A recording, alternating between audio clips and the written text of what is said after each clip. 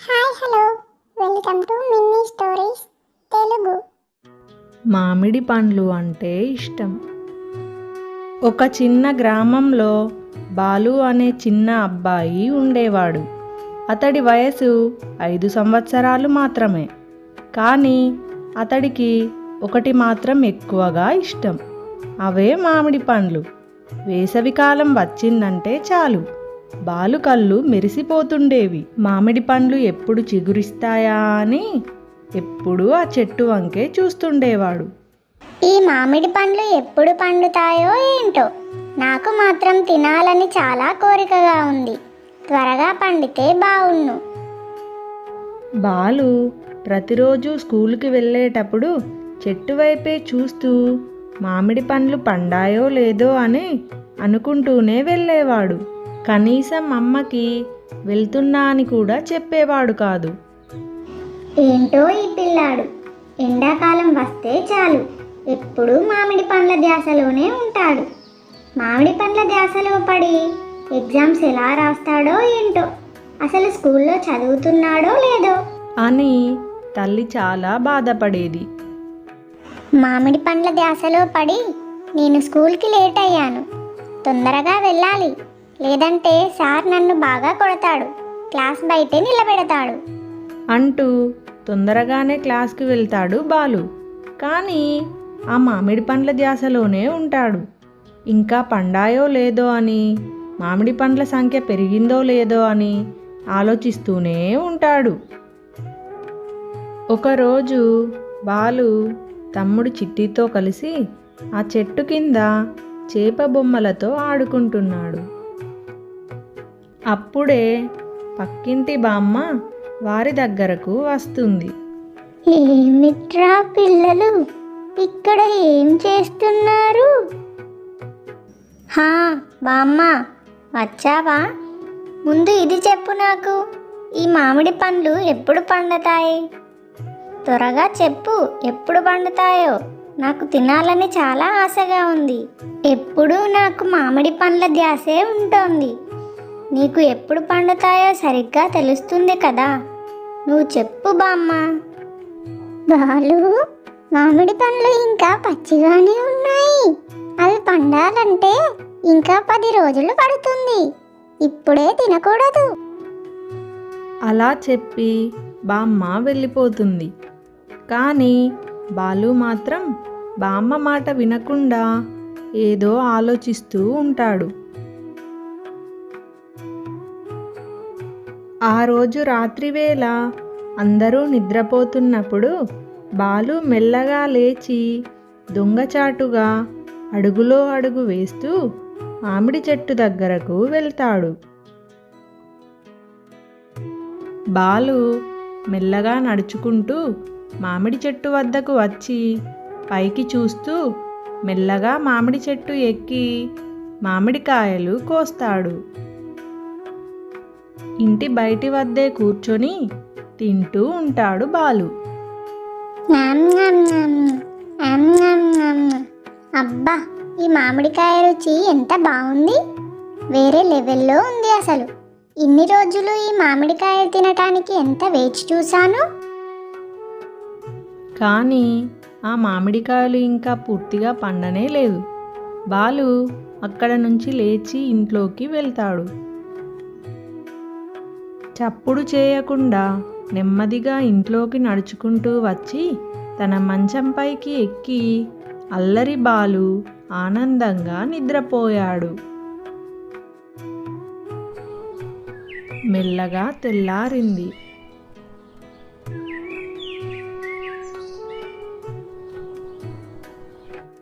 అమ్మో, కడుపు నొప్పి, కడుపు నొప్పి అంటూ ఏడవడం మొదలుపెట్టాడు బాలు. వెంటనే బాలు వద్దకు అందరూ చేరుకుంటారు. బామ్మ కూడా వస్తుంది. ఏమిట్రా బాలు, ఇదేమి అల్లరి? మేము చెప్పిన మాట వినకుండా మామిడి పండ్లు తిన్నావా ఏంటి? చెప్పు బాలు, బామ్మ అడుగుతుందిగా, నిజం చెప్పు. నాకు మామిడి పండ్లంటే ఇష్టమమ్మా, కానీ ఇకపై మీరు చెప్పిన మాట వినేస్తా. అని బాలు అన్నాడు. ఆ రోజు నుండి బాలు ఓ విషయం అర్థం చేసుకున్నాడు.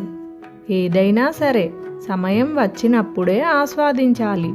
అప్పుడే అది నిజమైన ఆనందాన్ని ఇస్తుంది. 10 రోజుల తరువాత బాలు చెట్టు వద్దకు వచ్చి చూసేసరికి పసుపు పచ్చ రంగులో పండిన మామిడి పండ్లే ఉంటాయి. ఆనందంతో బాలు, అమ్మా అమ్మా, ఇలా రా, ఇలా వచ్చి చూడు ఒకసారి. ఏమిట్రా బాలు, ఏంటి నీ అల్లరి? నన్ను పని చేసుకొని ఇవ్వకుండా. ఇలా వచ్చి చెట్టు వంక చూడమ్మా, నీకే తెలుస్తుంది. ఒకసారి పైకి చూడు. అవును బాలు, చెట్టు నిండా మామిడి పండ్లే. ఇంకా నువ్వు ఆనందంగా వీటిని తినొచ్చు. అమ్మ ఇంకా బామ్మ కలిసి బుట్ట నిండా మామిడి పండ్లను కోస్తారు. అమ్మ బుట్ట తీసుకొని ఇంట్లోకి వస్తుంది. బామ్మ బాలుకి మామిడి పండ్లను ఇస్తుంది.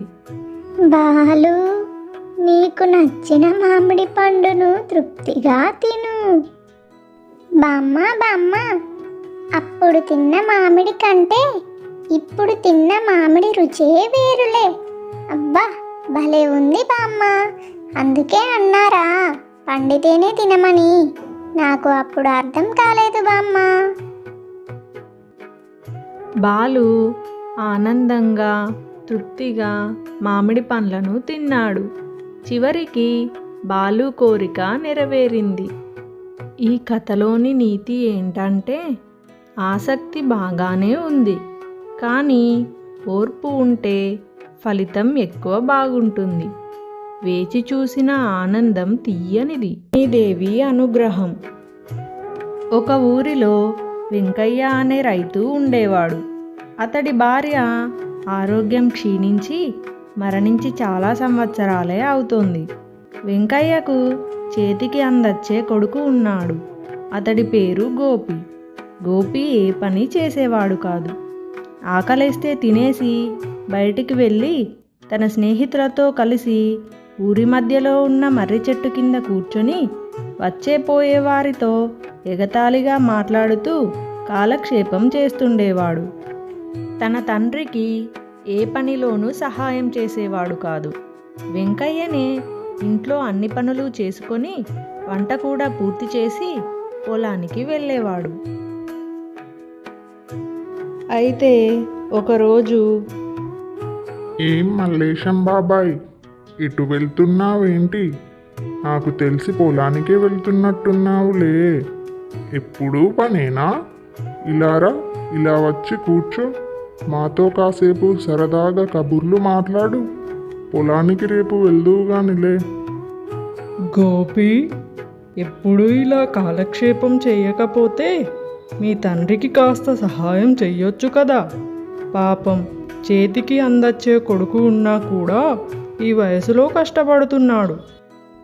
ఓ బాబాయ్, నీకు మాట్లాడాలని లేకపోతే ఇక్కడ నుండి వెళ్ళిపో. అంతేకాని నాకు నీతులు చెప్పకు. ఇలా తనకి ఎవరు మంచి చెప్పినా కూడా గోపి వినిపించుకునేవాడు కాదు. ఇక మధ్యాహ్నం ఆకలేస్తే ఇంటికి వచ్చి కడుపు నిండా భోజనం చేసి తిరిగి మళ్ళీ తన స్నేహితులని కలవడానికి వెళ్తాడు. ఇదే గోపి యొక్క దినచర్య. అలా రోజులు గడుస్తుండగా ఒకరోజు వెంకయ్య పొలంలో పనిచేస్తుండగా తన పొలం వద్ద ఉన్న చెట్టు మీద నుండి లక్ష్మీదేవి ఎప్పటి నుండో వెంకయ్యను అనుసరిస్తూ వస్తుంది. ఈ వెంకయ్య ఎంత కష్టజీవి! ఈ వయసులో కూడా అతను ఇంత కష్టపడుతున్నాడు. అతనికి ఎలాగైనా సాయం చేయాలి అని లక్ష్మీదేవి అనుకుంటుంది. వెంకయ్య అలసిపోయి చెట్టు కింద కూర్చొని, ఈసారి వానలు బాగా కురిసేలా ఉన్నాయి. అలా అయితే పంటలు బాగా పండుతాయి. వెంకయ్య అలా అనుకుంటూ ఉండగా లక్ష్మీదేవి వెంకయ్య ముందు ప్రత్యక్షమవుతుంది. వెంకయ్య, నేను నిన్ను చాలా ఏళ్ళుగా గ్రహిస్తూనే ఉన్నాను. నీవు ఎంత కష్టజీవివి. నీ కష్టాన్ని మెచ్చి నేను నీకు ఏదైనా బహుమతి ఇవ్వాలని నిర్ణయించుకున్నాను. ఇదిగో ఈ బంగారు కాసుల బిందె తీసుకో అని లక్ష్మీదేవి ఒక బంగారు కాసులతో నిండిన బంగారు బిందెను ఇస్తుంది. కానీ వెంకయ్య, అమ్మా తల్లి, నీవు నాకు నీ దర్శనమిచ్చావు, అదే నాకు చాలు. ఈ బంగారం తీసుకుంటే నాకు డబ్బు ఉందనే అహంకారం పెరిగిపోతుంది. వద్దు తల్లి, నాకు ఈ జీవితం చాలు. నేను ఇలాగే సంతోషంగా ఉన్నాను అని అన్నాడు. చాలామంది డబ్బు బంగారం చూస్తే అస్సలు వదులుకోరు. అలాంటిది ఈ రోజుల్లో నీలాంటి వారు ఉన్నారంటే నాకు చాలా ఆశ్చర్యమేస్తుంది. నీ ధర్మానికి మెచ్చితిని అని చెప్పి బంగారు బిందెతో సహా లక్ష్మీదేవి అదృశ్యమైంది. అయితే కొన్ని రోజులకు వెంకయ్యకు బాగా జబ్బు చేసింది. విపరీతమైన దగ్గుతో లేవలేని స్థితిలో ఉండిపోయాడు. వెంకయ్య అలా మంచం పట్టేసరికి గోపీకి ఏం చేయాలో అర్థం కాలేదు. ఇటు తినడానికి ఇంట్లో ఏమీ లేవు. వెంకయ్య బాగున్నప్పుడు ఇంట్లో అన్ని పనులు చేసి వంట కూడా చేసేవాడు. నాన్న, నీవు బాగున్నప్పుడు నీ కష్టాన్ని గుర్తించలేకపోయాను. సోమరితనంతో నీకు కాస్త కూడా సహాయం చేయలేదు. ఇప్పుడు నీ విలువ నాకు తెలిసి వస్తుంది నాన్న. ఇక నుండి కష్టపడి పనిచేసి నిన్ను చాలా బాగా చూసుకుంటా. అలా చెప్పి తన నాన్నని బాగా చూసుకోవాలనే తపనతో పార పట్టుకుని పొలానికి బయలుదేరాడు గోపి. అలా రోజు పొలంలో కష్టపడుతూ కష్టం విలువ ఇంకా తన నాన్న విలువ తెలుసుకున్నాడు. గోపి కష్టపడి పంట పండించాడు. అప్పుడు చెట్టు మీద నుండి లక్ష్మీదేవి, ఈ అబ్బాయి గోపి కూడా చాలా కష్టపడుతున్నాడు. తన తండ్రికి ఎలాగూ సహాయం చేయలేకపోయాను. ఇప్పుడు గోపికి అయినా సహాయం చేస్తాను. లక్ష్మీదేవి గోపి ముందు ప్రత్యక్షమై, గోపి, నీ కష్టం చూశాను. నీవు సోమరితనం వదిలేసి కష్టం విలువను తెలుసుకున్నావు. ఇదిగో ఈ బంగారు బిందెను తీసుకో. ఇప్పటి నుండి సంతోషంగా బ్రతుకు అని లక్ష్మీదేవి చెప్పింది. కానీ గోపి, అమ్మా లక్ష్మీదేవి, నీవు నా వద్దకు రావడం ఏమిటి? నాకు నమ్మబుద్ధి కావడం లేదు. అయినా నాకు డబ్బు బంగారం మీద ఇప్పుడు ఆశ లేదు తల్లి. ఇప్పుడిప్పుడే నాకు జీవితం అంటే ఏంటో తెలిసి వస్తుంది. ఈ బంగారం నా దగ్గర ఉంటే మళ్ళీ నాకు సోమరితనం అలవాటవుతుంది. వద్దు తల్లి అని గోపి అన్నాడు. అప్పుడు లక్ష్మీదేవి, గోపి, నీవు తండ్రికి తగ్గ తనయుడు అనిపించుకున్నావు అని చెప్పి లక్ష్మీదేవి అదృశ్యమైపోతుంది. కానీ లక్ష్మీదేవి ఎలాగైనా బంగారు బిందెను గోపికి ఇవ్వాలని నిర్ణయించుకుంది. గోపి పొలం నుండి ఇంటికి తిరిగి వస్తుండగా తన ఇంటి ముందు చెట్టు మొదట్లో బంగారు బిందెను ఉంచి లక్ష్మీదేవి అదృశ్యమైంది. గోపి దూరం నుండి ఆ బంగారు బిందెను చూసి ఆశ్చర్యపోతాడు. ఇంకా వెంటనే ఆ బంగారు బిందె వద్దకు వస్తాడు. అమ్మా లక్ష్మీదేవి తల్లి, నీ అనుగ్రహం ఎప్పుడూ మా మీద ఉండాలని ఇలా చేశావా తల్లి?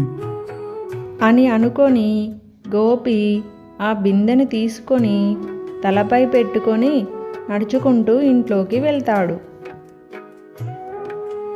గోపి తన తండ్రికి మంచి వైద్యం చేయించి మళ్ళీ కోలుకునేలా చేస్తాడు. ఇక అప్పటి నుండి తన తండ్రిని బాగా చూసుకుంటూ ఉండేవాడు. ఇంకా తన దగ్గరున్న ధనంతో పేదవారికి తగిన సహాయం చేస్తూ లేనివారికి తినడానికి తిండి పెడుతూ ఊరిలో మంచి పేరును సంపాదించుకుంటాడు. ఈ కథలోని నీతి ఏంటంటే, కష్టపడిన వారిని లక్ష్మీదేవి ఎప్పుడూ వదలదు. ధర్మాన్ని వదలకుండా ఉండే వ్యక్తికి ఎప్పుడూ లక్ష్మీదేవి సహాయపడుతుంది. అనగనగా లక్ష్మీపురం అనే ఒక చిన్న గ్రామం ఉండేది. అదే ఊర్లో ఒక బామ్మ తన ఇద్దరి మనవరాళ్లతో కలిసి జీవిస్తూ ఉండేది. అక్కా చెల్లెళ్ళు ఇద్దరూ ఏ పని చేయకుండా ఆటలు ఆడుతూ కాలక్షేపం చేస్తుండేవారు. నేను పనికెళ్ళొస్తా, జాగ్రత్తగా ఉండండి. అలాగే బామ్మ, నువ్వు సాయంత్రం వచ్చేటప్పుడు మా కోసం ఏదైనా తీసుకురా. ప్రతిరోజు బామ్మ ఇంట్లోని పనులన్నీ పూర్తి చేసుకొని పనికెళ్తూ ఇంటిని నడిపిస్తూ ఉండేది. ఒకరోజు బామ్మ ఊరిలోకి స్వామీజీ వచ్చాడని తెలుసుకొని ఆయనని కలవడానికి వెళ్ళింది. స్వామి, మీరు చాలా శక్తివంతమైన స్వామీజీ అంట కదా. నా బాధను మీరే ఎలాగైనా తీర్చాలి. నా ఇద్దరి మనవరాళ్ల గురించే నా బాధ. వారికి ఏ పని చేత కాదు. ఇన్ని రోజులు నేనే వారిని చూసుకుంటూ వచ్చాను. ఒకవేళ నాకేదైనా జరిగితే వాళ్ళ పరిస్థితి ఏంటి? మీరే ఏదైనా పరిష్కారం చెప్పండి స్వామీజీ. అలాగే తల్లి, అలాగే. నీవు రేపు ఉదయం నీ ఇద్దరి మనవరాళ్ళని నా వద్దకు తీసుకొనిరా. అలాగే స్వామి, ఖచ్చితంగా రేపు తీసుకుని వస్తాను. సరే తల్లి, ఇంక నువ్వు వెళ్ళి రావచ్చు. సరే స్వామి, ఇంక నేను వెళ్ళి వస్తాను. అలా చెప్పి బామ్మ అక్కడ నుండి బయలుదేరి ఇంటికి తిరిగి వస్తుంది. బామ్మ ఒక వద్ద కూర్చొని ఇలా ఆలోచిస్తూ ఉంటుంది. మనవరాళ్ళకి ఏమని చెప్పి తీసుకెళ్ళాలి స్వామీజీ దగ్గరకు? గుడికెళ్ళొద్దామని చెప్తా. అలా బామ్మ తన మనసులో అనుకొని తన ఇద్దరి మనవరాళ్లను పిలుస్తుంది. అక్కా చెల్లెళ్ళు ఇద్దరూ బామ్మ వద్దకు వస్తారు. ఏంటి బామ్మ అలా పిలిచావు? మేమిద్దరం కలిసి ఆడుకుంటుంటే. ఎప్పుడూ ఆటలేనా? ఇలా నేను చెప్పేది ఒకసారి వినండి. రేపు ఉదయాన్నే నిద్రలేచి తొందరగా తయారవ్వండి, గుడికి వెళ్ళాలి. గుడికా? ఎప్పుడూ లేంది ఇలా గుడికి వెళ్ళడం ఏంటి బామ్మ? ఏంటి విశేషం? రేపు చాలా మంచి రోజంట. గుడికి వెళ్తే చాలా మంచిది అంట. అందుకే వెళ్ళాం. అలాగే బామ్మ, నువ్వు చెప్పినట్టుగానే రేపు ఉదయాన్నే గుడికి వెళ్దాంలే. ఇంకా ఎంతసేపు తయారవుతారే? తొందరగా రండి, అక్కడ గుడి తలుపులు మూసేస్తారు. అబ్బబ్బబ్బబ్బా, వచ్చాంలే బామ్మ, పద. అలా ముగ్గురు కలిసి గుడికి బయలుదేరుతారు. అలా ముగ్గురు గుడికి వెళ్ళి దేవుడిని దర్శించుకుంటారు. దేవుడా, నీ ఆశీర్వాదాలతో నా మనవరాళ్ళకి అంతా మంచే జరిగేలా దీవించు తండ్రి. నీ ఆశీర్వాదాలు ఎప్పుడూ ఇవ్వు. దేవుడిని దర్శించుకున్న తరువాత వారు తిరిగి ఇంటికి బయలుదేరుతారు. స్వామీజీ ఉన్న దిశగా బామ్మ మనవరాళ్లను తీసుకెళ్తుంది. అక్కడ స్వామీజీని చూసి ఇలా చెప్తుంది. పిల్లలు, అదిగో చూడండి, అక్కడ స్వామీజీ ఉన్నారు. మనం స్వామీజీ వద్దకు వెళ్ళి మీ జాతకం ఎలాగుందో అడిగి తెలుసుకుందాం, పదండి. బామ్మ అలా చెప్పి తన మనవరాళ్ళని స్వామీజీ వద్దకు తీసుకొస్తుంది. చెప్పండమ్మా, ఏమిటి మీ సమస్య? నా వద్దకు ఎందుకొచ్చారు? స్వామి, వీరిద్దరూ నా మనవరాళ్ళు. వీరి జాతకం ఎలా ఉందో చూసి చెప్పండి. వీరిద్దరిది అదృష్ట జాతకం. వీరి జాతకంలో త్వరలో కనకవర్షం కురుస్తుంది. కానీ నేను చెప్పిన విధంగా చేస్తేనే జరుగుతుంది. అవునా స్వామి, నిజంగా అలా జరుగుతుందా?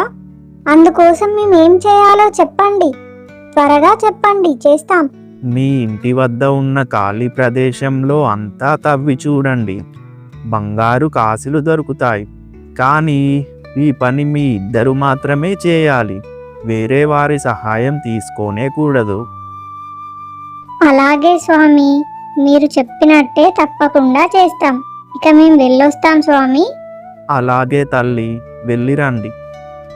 స్వామీజీ వద్ద సెలవు తీసుకొని ముగ్గురు ఇంటికి బయలుదేరుతారు. ఇంటికి రాగానే అక్కా చెల్లెళ్ళు ఇద్దరూ కలిసి ఆ ఇంటి పక్కన ఉన్న ఖాళీ ప్రదేశంలో స్వామీజీ చెప్పినట్టు తవ్వటం మొదలుపెట్టారు. ఆ ప్రదేశం మొత్తం తవ్వి చూసినా కూడా వారికి ఎక్కడా బంగారు కాసులు కనబడలేదు. చెల్లి, ఏంటిది? మొత్తం తవ్వి చూసినా కూడా ఒక్క బంగారు కాసు కూడా లేదు. అవునక్క, ఒక్క కాసు కూడా లేదు. పద వెళ్ళి బామ్మకి చెప్దాం అని అనుకొని ఇద్దరూ కూడా బామ్మ వద్దకు వస్తారు. అదేంటి బామ్మ, ఖాళీ ప్రదేశం మొత్తం తవ్వి చూసాం, ఎక్కడా ఒక్క బంగారు కాసు కూడా దొరకలేదు. స్వామీజీ అబద్ధం చెప్పాడా? అవునా? ఒక్క బంగారు కాసు కూడా దొరకలేదా? అయితే ఖచ్చితంగా స్వామీజీ అబద్ధమే చెప్పి ఉంటాడు. మీ కష్టం వృధా కాకుండా నేను ఒక సలహా ఇస్తాను. ఇదిగో ఈ విత్తనాలను తీసుకుని ఆ ప్రదేశంలో చల్లండి. సర్లే, ఆ విత్తనాలను ఇలా ఇవ్వు బామ్మ. మా కష్టం వృధా కాకుండా నేను తవ్విన ప్రదేశంలో చల్లుతాం. అలా బామ్మ చెప్పిన మాటలు విని బామ్మ వద్ద ఉన్న కూరగాయల విత్తనాలను తీసుకొని ఆ ప్రదేశంలో చల్లడానికి ఇద్దరు అక్కా చెల్లెళ్ళు వెళ్తారు. వారు తవ్విన ఖాళీ ప్రదేశంలో బామ్మ ఇచ్చిన కూరగాయల విత్తనాలను అంతటా చల్లుతారు. కొద్ది రోజుల్లోనే వారు వేసిన విత్తనాలు మొక్కలుగా పెరుగుతాయి. అక్కా చెల్లెళ్ళు ఇద్దరూ కలిసి మొక్కలకు సమయానికి నీటిని అందించి వాటిని జాగ్రత్తగా చూసుకుంటారు. మరికొన్ని రోజుల్లోనే చెట్లకు కూరగాయలు పండుతాయి. వాటిని చూసి బామ్మ ఇంకా అక్కా చెల్లెళ్ళు చాలా సంతోషిస్తారు.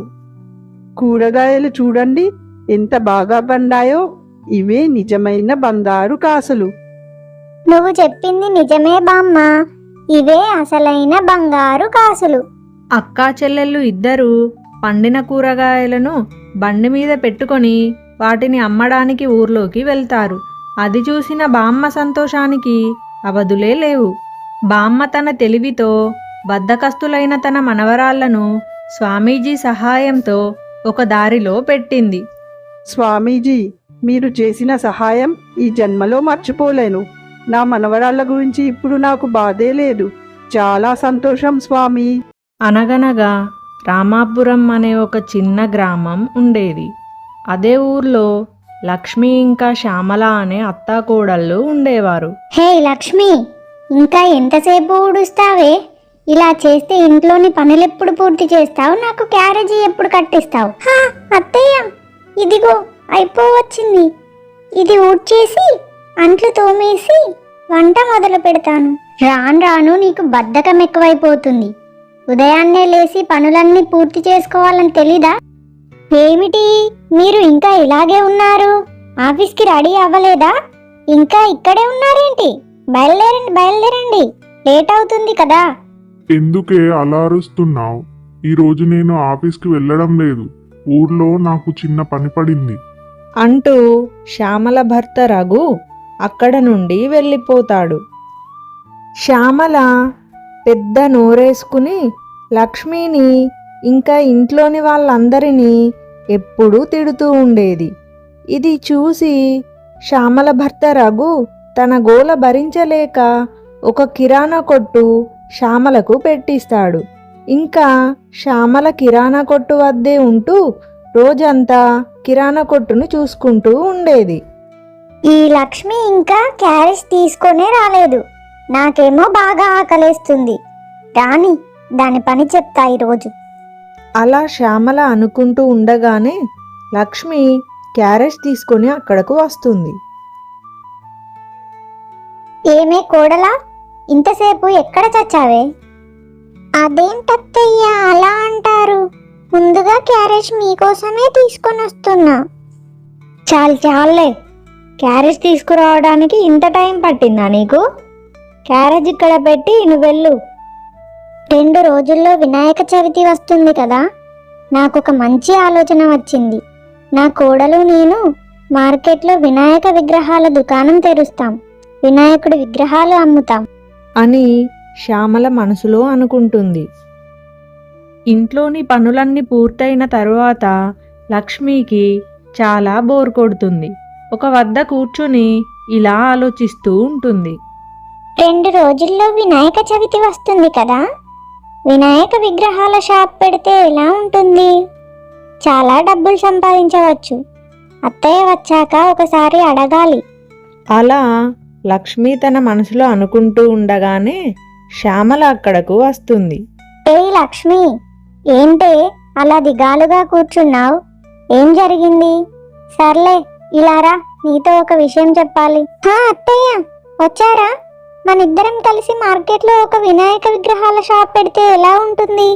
అదేంటే కోడలా, నేను నీకు ఆ విషయమే చెప్పాలనుకున్నా, ఇంతలో నువ్వే చెప్పేశావు. అవునా అత్తయ్య, మీరు ఇలాగే అనుకున్నారా? అయితే మరీ మంచిది. అయితే మనం విగ్రహాల దుకాణం ఎప్పుడు పెడదాం? మీరు మామయ్యతో ఒకసారి మాట్లాడతారా? అవును కోడలా, నేను అలాగే అనుకున్నాను, వినాయక విగ్రహాల దుకాణం పెడదామని. మామయ్య వచ్చాక ఒకసారి అడిగి చూద్దాం, ఏమంటారో. అత్తాకోడళ్ళు అలా మాట్లాడుకుంటున్న సమయంలోనే శ్యామల భర్త రఘు, లక్ష్మి భర్త రమేష్ అక్కడకు వస్తారు. ఏవండి, వచ్చారా? మీతో ఒక విషయం చెప్పాలి. నేను కోడలు మార్కెట్లో వినాయక విగ్రహాల దుకాణం పెడదామనుకుంటున్నాం. అవును మామయ్య, మీరు ఒప్పుకుంటే మార్కెట్లో ఒక వినాయక విగ్రహాల దుకాణం పెడదామనుకుంటున్నాం.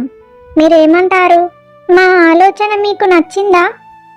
అవునా, చాలా మంచి ఆలోచన. మీరన్నట్టే కానివ్వండి. అత్తాకోడళ్ళు అనుకున్నట్టుగానే మార్కెట్లో వినాయకుడి విగ్రహాల దుకాణం పెట్టుకుంటారు. రండి బాబు రండి, వినాయకుడి విగ్రహాలు తీసుకోండి, తక్కువ ధరకే ఇస్తున్నాం, రండి రండి. ఒక్కో విగ్రహం కేవలం 100 రూపాయలు మాత్రమే, తీసుకోండి. అలాగా, అయితే నాకు ఒక విగ్రహం ఇవ్వండి. ఇదిగోండి, తీసుకుని వెళ్ళండి. అలా లక్ష్మి తక్కువ ధరకే వినాయకుడి విగ్రహాన్ని అమ్ముతుంది. ఒసి ఏంటి అంత తక్కువ ధరకే విగ్రహాన్ని అమ్ముతున్నావు? ఇలా అయితే మనకు తక్కువ డబ్బులు వస్తాయి. ధర తక్కువ ఉంటేనే మన వద్ద కొంటారత్తయ్య, లేదంటే పక్క షాప్లో కొనుక్కుని వెళ్తారు. అలా అయితే మనకు లాభం ఎలా వస్తుంది? అదంతా ఏమొద్దులే కానీ నువ్వు అలా ఉండు, నేను అమ్ముతానులే. రండి బాబు రండి, వినాయక విగ్రహాలు తీసుకోండి.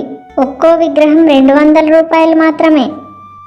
అలా శ్యామల పిలుస్తుండగా ఒక బాబు అక్కడకు వస్తాడు. అమ్మా, నాకొక విగ్రహం కావాలి. తీసుకో బాబు, ఒక విగ్రహం కేవలం 200 రూపాయలు మాత్రమే. అదేంటి, పక్కన షాప్లో 100 రూపాయలే అమ్ముతున్నారు, నేను అక్కడికి వెళ్ళే కొనుక్కుంటాను.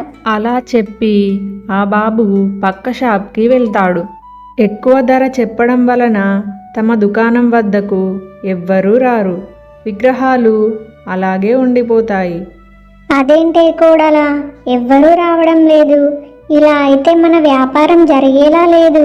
నువ్వే ఏదో ఒకటి చెయ్యి. నేను ముందే చెప్పాను కదా అత్తయ్య, ఎక్కువ ధర చెప్తే ఎవరూ రారని.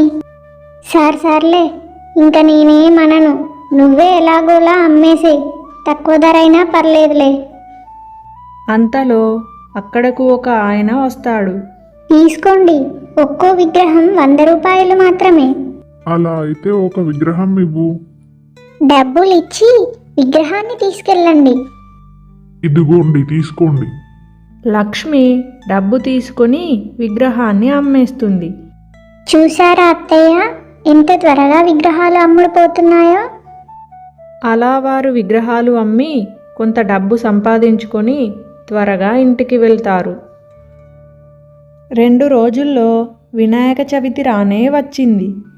అత్తాకోడళ్ళు తమ కుటుంబంతో కలిసి వినాయకుడి ఆశీర్వాదాలు తీసుకోవడానికి ఊరిలోని గణపతి మండపం వద్దకు వస్తారు. వారి కుటుంబం అంతా కలిసి వినాయక చవితి పండుగను సంతోషంగా జరుపుకుంటారు. హలో ఫ్రెండ్స్, మా ఛానల్లోని స్టోరీస్ మీకు నచ్చినట్లయితే తప్పకుండా మా ఛానల్ని సబ్స్క్రైబ్ చేసుకోండి. మా ఛానల్ని మోటివేట్ చేయడానికి తప్పకుండా వీడియోకి లైక్ చేసి షేర్ చేయండి. Thank you for watching.